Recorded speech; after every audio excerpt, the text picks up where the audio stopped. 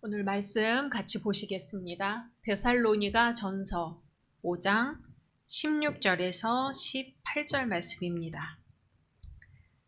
데살로니가 전서 5장 16절에서 18절 말씀까지 한 목소리로 봉독하시겠습니다. 시작. 항상 기뻐하라. 쉬지 말고 기도하라. 범사에 감사하라. 이것이 그리스도 예수 안에서 너희를 향하신 하나님의 뜻이니라. 아멘. 오늘도 주님의 이름으로 모이신 여러분들을 환영하고 축복합니다. 우리 다 같이 사도행전교회 핵심같이 선포하시겠습니다. 오직 예수, 오직 복음, 오직 교회, 오직 하나님의 나라. 아멘. 오래 받으신 약속의 말씀 같이 암송하시겠습니다. 갈라디아서 6장 9절 말씀. 우리가 선을 향하되 낙심하지 말지니 포기하지 아니하면 내가 이름에 거두리라. 아멘. 말씀대로 이루어 주실 줄로 믿습니다. 아멘. 이 시간에는 김성철 주목님께서 하나님의 뜻이라는 제목으로 말씀 증거해 주시겠습니다.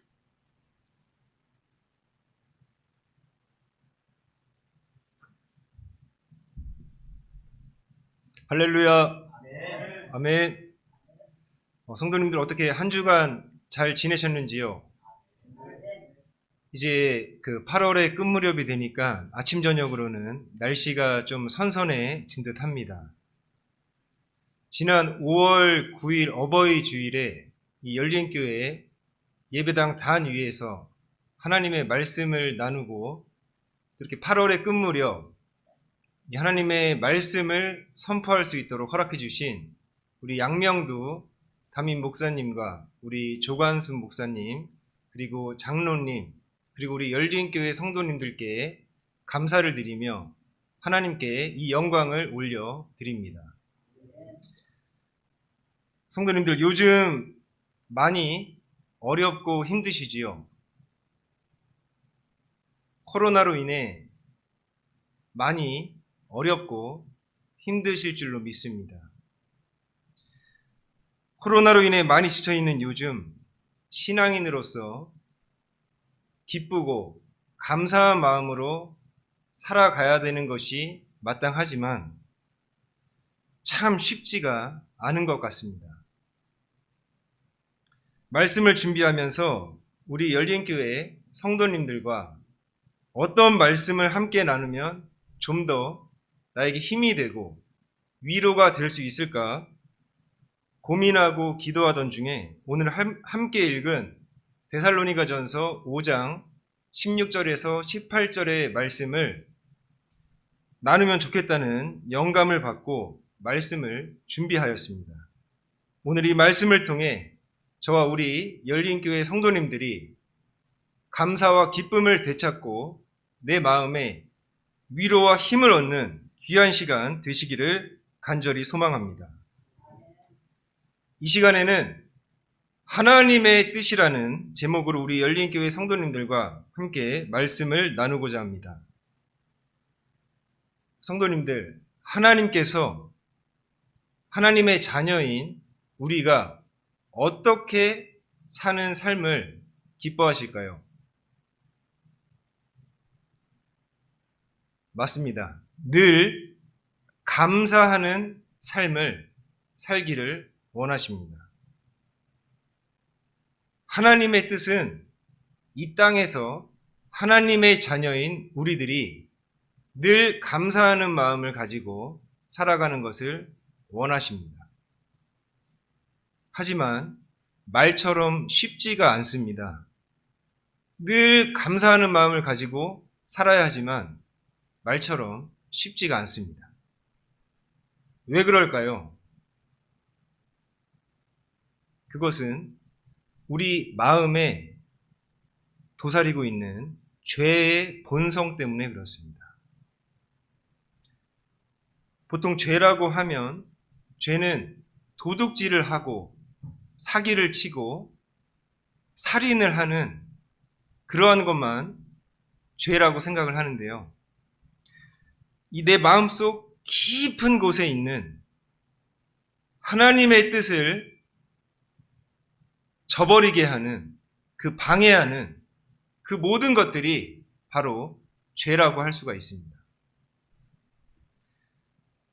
감사하는 마음으로 살아야 하는데 내 마음을 방해하는 요소들 중에 하나가 바로 근심과 걱정입니다. 뭐라고요? 근심과 걱정입니다. 한 우산장수와 집시인 장수인 두 아들을 둔 어머니가 있었습니다. 이 어머니는 늘 걱정이 끊이질 않았는데요. 해가 떠서 맑은 날에는 우산장수인 큰아들의 장사가 안 될까봐 걱정을 하고, 비가 와서 흐린 날에는 집시인 장수인 작은아들의 장사가 안 될까봐 늘 걱정을 하였습니다. 날씨가 좋든 비가 오든 이 어머니는 늘 걱정만 하는 거예요. 그러자 어느 한 사람이 이 어머니에게 이야기합니다. 어머니, 날씨가 좋으면 집신이 잘 팔려 작은아들이 좋고, 비가 오면 우산이 잘 팔려 큰아들이 좋은 것인데 웬 걱정이 그리 많으세요? 그 말을 듣고 이 어머니의 걱정이 말끔히 사라졌다고 합니다. 그리고 늘 감사하는 마음을 가지고, 기뻐하는 마음을 가지고 살게 되었다는 이야기인데요. 근심과 걱정은 우리의 분별력을 떨어뜨립니다. 그래서 내가 집을 샀는데 집값이 떨어지면 어떻게 하지? 내가 차를 타고 가는데 사고가 나면 어떻게 하지? 내가 비행기 타고 가는데 이 비행기가 추락하면 어떻게 하지? 라고 늘 근심과 걱정만 하며 살아가는 이러한 사람은 평생 집도 살 수 없고 차도 탈 수 없고 비행기도 탈 수가 없습니다. 민수기 13장에 보면 하나님이 약속하신 가나안 땅을 목전에 두고 지도자 모세가 정탐꾼들로부터 보고를 받는 장면이 나옵니다. 그 중에 10명의 정탐꾼은 지도자 모세에게 이렇게 보고를 합니다. 지도자 모세여, 우리가 가나안 땅을 가보니까 그곳에는 엄청 큰 거인들이 있고 열매도 이만해서 우리가 그 땅에 과연 들어갈 수 있을까요? 라고 이런 부정적인 보고를 합니다. 반면에 나머지 두 사람 여호수아와 갈렙은 모세에게 말합니다. 모세님, 저희가 그곳에 가보니 물론 엄청나게 큰 거인들이 살고 과일도 열매도 엄청 크지만 저희는 그 땅에 들어갈 수 있습니다. 우리는 해낼 수 있습니다. 라고 긍정적인 보고를 합니다.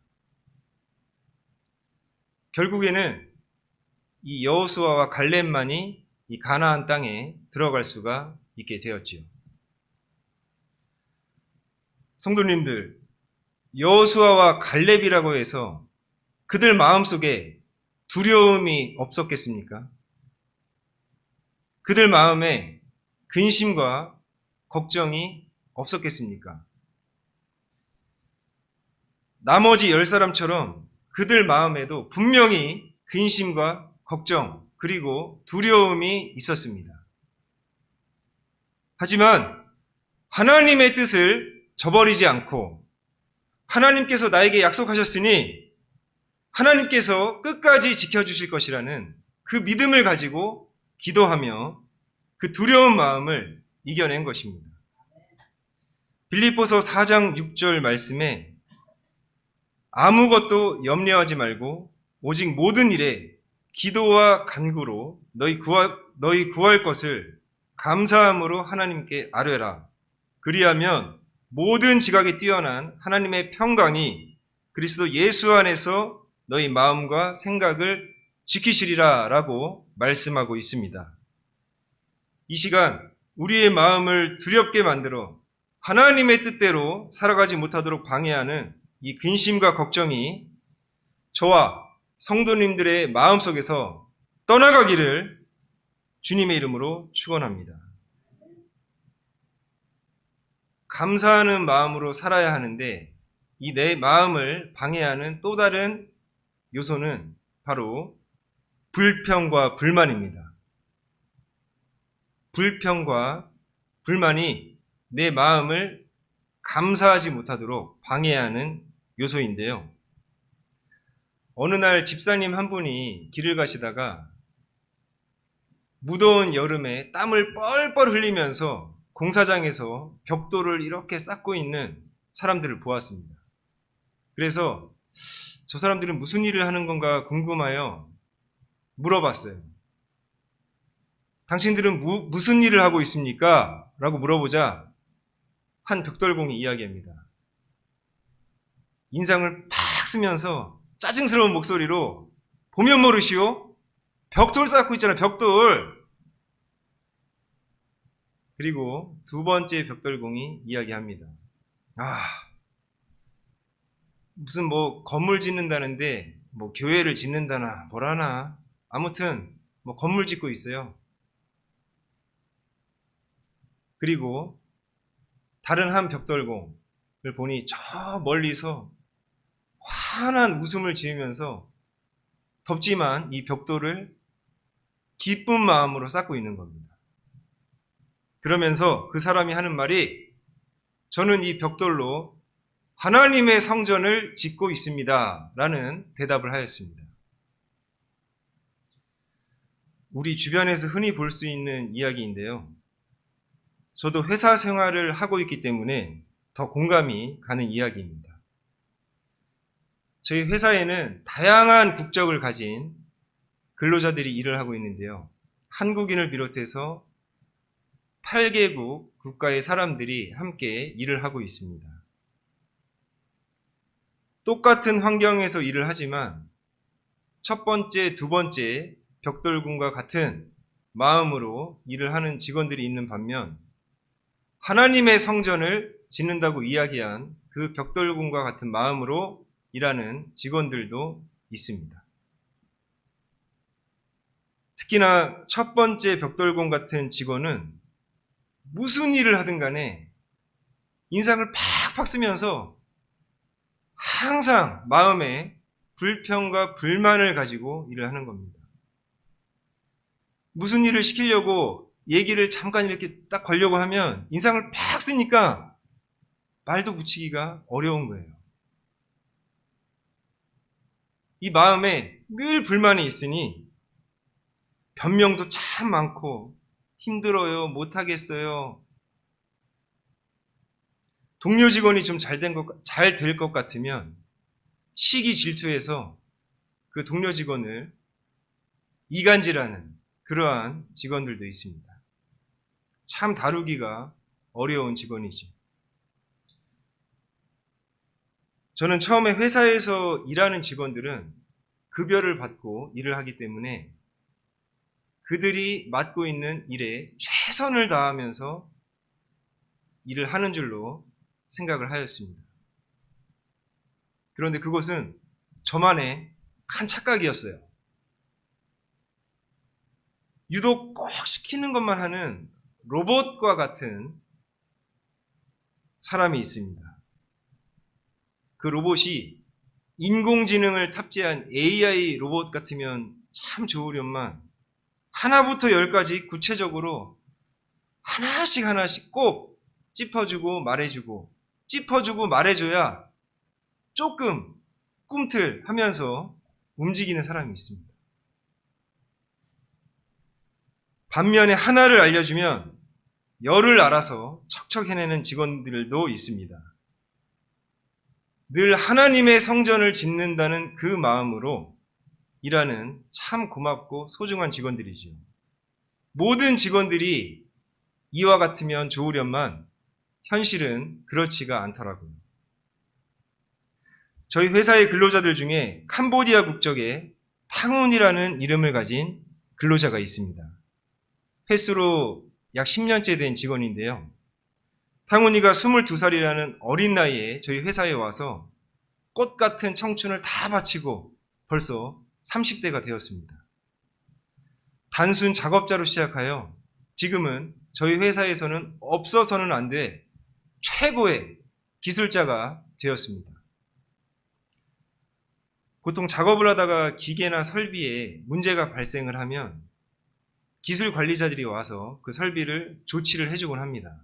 그러면 보통 작업자들은 그 설비를 조치하는 동안에 화장실을 가거나 물을 마시거나 딴짓을 많이 하는데, 이 탕훈은 기술 관리자가 와서 그 설비를 고치고 있는 동안에 옆에 와서 어떻게 고치나 그 장면을 유심히 보는 거예요.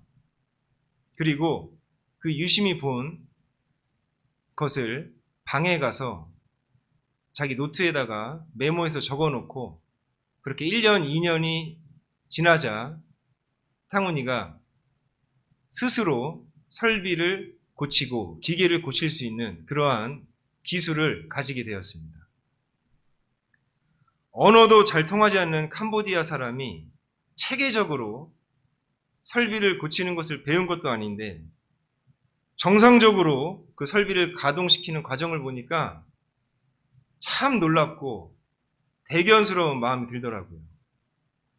20년, 30년 경력을 가진 고급 기술 관리자들도 이 탕훈이에게는 당하지 못합니다.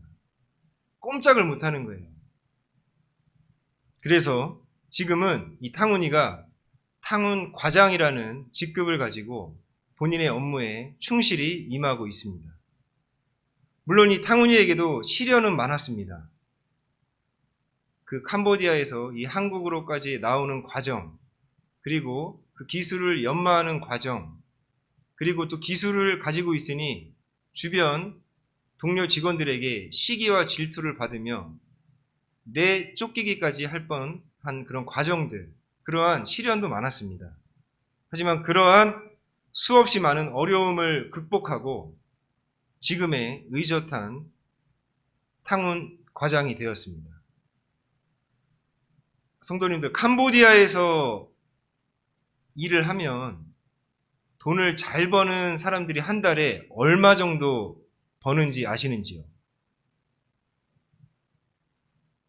보통 20만 원에서 30만 원을 번다고 합니다. 그런데 이 탕훈 과장은 약 10년 동안 회사에서 일을 하면서 고급 기술 관리자들보다도 더 큰 대우를 받고 캄보디아에는 벌써 큰 집과 수만 평의 땅을 사놓았다고 합니다. 그래서 탕훈이의 가족들은 하루빨리 내 아들이, 내 남편이 돌아오기만을 기다리고 있습니다. 이 탕훈은 언어도 다르고 문화도 다르고 자라온 환경도 다르지만 본인이 몸을 담고 있는 회사에 대한 감사함을 느끼며 주어진 일에 최선을 다했기 때문에 그 누구도 따라올 수 없는 최고의 기술자가 될 수 있었습니다. 우리 성도님들께서도 잘 아시는 것처럼 사도 바울은 선교사 중에서 최고의 선교사입니다. 또한 복음을 위해서 사도 바울만큼 고난당한 사람이 또 있을까 할 정도로 최고의 고난을 받은 사람 중에 한 사람이죠. 다메섹 도상에서 주님을 만나고 하나님의 은혜를 체험한 이 바울은 하나님의 성전을 짓고 복음을 선포하는 데 그의 평생을 보냈습니다. 당시에 차도 없고 기차도 없고 비행기도 없는데 예수님의 복음을 전하면 돌에 맞아 죽을 수밖에 없는 그러한 어려운 환경에서도 바울은 그가 처한 환경에 불평하지 않고 늘 감사하는 마음으로 선교사로서의 사명을 다하였습니다. 어려운 상황 속에서 오히려 더 감사하고 기뻐하는 마음을 가진 것입니다. 바울은 자신은 춥고 어두운 감옥 속에 갇혀 있으면서도 감옥 밖에 있는 사람들에게 오히려 더 힘이 되어주고 위로를 주며 범사에 감사할 것을 강조합니다. 왜냐하면 바울은 그것이 바로 그리스도 예수 안에서 우리를 향하신 하나님의 뜻인 줄 알고 있었기 때문입니다. 하나님의 은혜를 깊이 체험하고 경험하고 나면 어떠한 상황에서도 기뻐할 수 있고 기도할 수 있고 감사할 수 있습니다. 그래서 사도 바울은 2000년이 지난 지금까지도 최고의 선교사로서 우리에게 기억되고 있는 것입니다. 이 시간 저와 우리 성도님들이 마음에 어떠한 어려운 상황이 찾아오더라도 오히려 더 감사하고 기도하며 나아가는 역사가 일어나기를 주님의 이름으로 축원합니다. 감사하는 마음을 갖지 못하게 만드는 또 다른 원인은 바로 시기와 질투입니다. 뭐라고요? 시기와 질투입니다. 우리 열린교회 성도님들께서는 행복이 무엇이라고 생각하십니까? 많은 이들이 행복이라고 하면 보통 저 멀리 허공에 떠 있는 그 무엇, 그 어떤 것이라고 생각하며 살아갑니다. 언젠가는 나에게도 진정한 행복이 올 거야. 나에게도 분명히 행복이 찾아올 거야. 라는 부푼 희망과 기대감을 가지고 살아갑니다.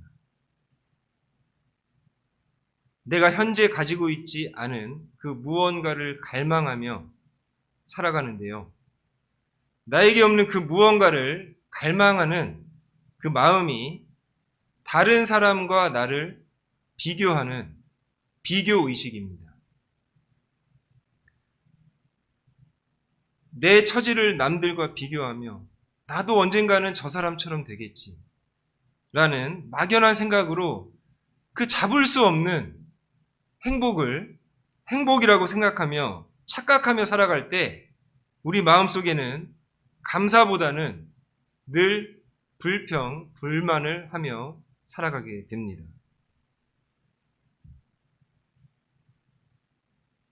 친구가 좋은 직장에 들어가면 또 내 친구가 잘 되면 함께 기뻐하면 좋은데 오히려 시기하고 질투하는 마음이 들지요. 사람은 심리적으로 내가 가지고 있는 것보다 가지고 있지 않은 것에 집착하는 경향이 있습니다. 다른 가족은 보면 늘 행복해 보이고 다정해 보이고 그런데 우리 가족은 안 그런 것 같아. 다른 교회 가보면 다른 교회는 분위기도 굉장히 좋아 보이고 성도님들도 즐거워 보이는데 이상하게 우리 교회는 안 그런 것 같아. 성도님들, 녹색의 푸른 잔디밭 가보셨죠? 그 녹색의 푸른 잔디밭도 멀리서 바라보면 굉장히 아름다워 보입니다. 그런데 그 잔디밭 가까이 가서 이렇게 잔디밭을 보면 그 잔디밭 안에는 벌레도 있고 거미줄도 있고 흙도 보입니다. 먼 발치에서 바라보면 항상 좋아 보이는 것도 가까이서 바라보면 나름대로의 다 문제가 있습니다. 나름대로의 어려움이 다 있는 것이죠. 행복이란 나와는 동떨어진 저 멀리 있는 그 무엇이 아니라 이 현재의 나에게 주어진 이 삶에 만족하며 감사하며 살아가는 것이 바로 행복입니다. 창세기 37장 이하 말씀에 요셉의 이야기가 나오죠. 그 요셉이 형제들의 시기와 질투로 인해서 애굽으로 팔려가게 됩니다. 왜냐하면 아버지가 요셉만 사랑하는 것 같은 거예요. 아버지가 본인들에게 주는 사랑과 요셉에게 주는 사랑을 비교하면서 보니까 요셉을 더 사랑하는 것 같은 거예요. 그래서 시기하는 마음과 질투하는 마음 때문에 요셉을 애굽으로 팔게 됩니다. 그 시기와 질투의 마음 때문에 요셉의 가정은 분열하게 되었죠. 애굽의 종으로 팔려가서 여러 죽을 고비를 넘긴 요셉은 우여곡절 끝에 애굽의 총리가 됩니다. 그리고 얼마 지나지 않아서 이스라엘 땅에 심한 가뭄이 찾아오죠. 형제들은 먹을 것을 구하러 먼 애굽 땅으로 찾아갑니다. 그리고 그곳에서 자신들이 팔아넘긴 요셉을 만나게 되죠. 형들은 요셉을 보고 깜짝 놀라는 거예요. 내가 판 요셉이 이 큰 애굽 땅에 총리가 되어 있다니, 아이고 이제 죽을 일만 남았구나. 마음의 걱정과 두려움을 한껏 가지고 벌벌 떨고 있는데 요셉이 형들에게 이야기합니다. 내가 형님들이 이집트로 팔아넘긴 그 아우입니다. 그러나 이제는 걱정하지 마십시오. 자책하지도 마십시오. 형님들이 나를 이곳에 팔아넘기긴 하였습니다만 그것은 하나님께서 형님들보다 앞서서 나를 여기에 보내셔서 우리의 목숨을 살려주시려고 그렇게 하신 것입니다.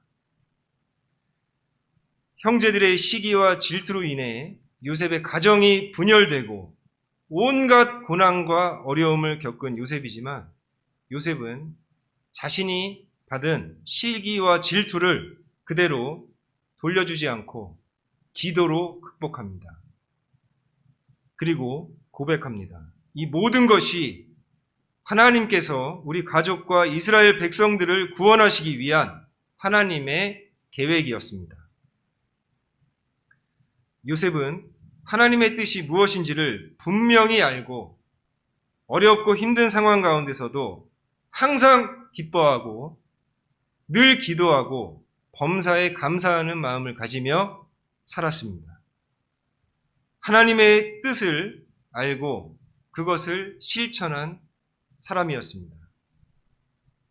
이런 요셉의 고백이 오늘 이 시간 성경의 한 이야기로 끝나는 것이 아니라 이 시간 저와 우리 열린교회 성도님들의 고백으로 이어지길 원합니다. 내 속에 있는 근심, 걱정, 불평, 불만, 시기와 질투의 마음이 하나님의 뜻을 저버리지 않게 해달라고 기도하며 나아가길 원합니다. 어떠한 환경에서든 감사하는 마음으로 살아가는 저와 우리 열린교회 성도님들 다 되시기를 주님의 이름으로 축원합니다. 기도하겠습니다. 사랑과 은혜와 진리의 하나님, 이 시간 말씀을 통하여 하나님께서 저희를 향한 하나님의 뜻이 무엇인지를 듣고 깨닫는 귀한 시간을 갖게 하시니 감사를 드립니다. 늘 감사하며 살아야 하는 신앙인으로서 내 가족에게, 내 자녀에게, 내 주변 사람들에게 모범이 되는 삶을 살 수 있도록 도와주시옵소서. 여호수아와 갈렙의 고백이, 사도 바울의 고백이, 요셉의 고백이 이 시간 나의 고백이 될 수 있도록 하여 주시고 어떠한 환경에서도 항상 기뻐하고 기도하며 늘 감사하는 삶을 살아갈 수 있도록 은혜 내려 주시옵소서. 이 모든 말씀 우리를 구원하신 예수님의 이름으로 간절히 기도드립니다. 아멘.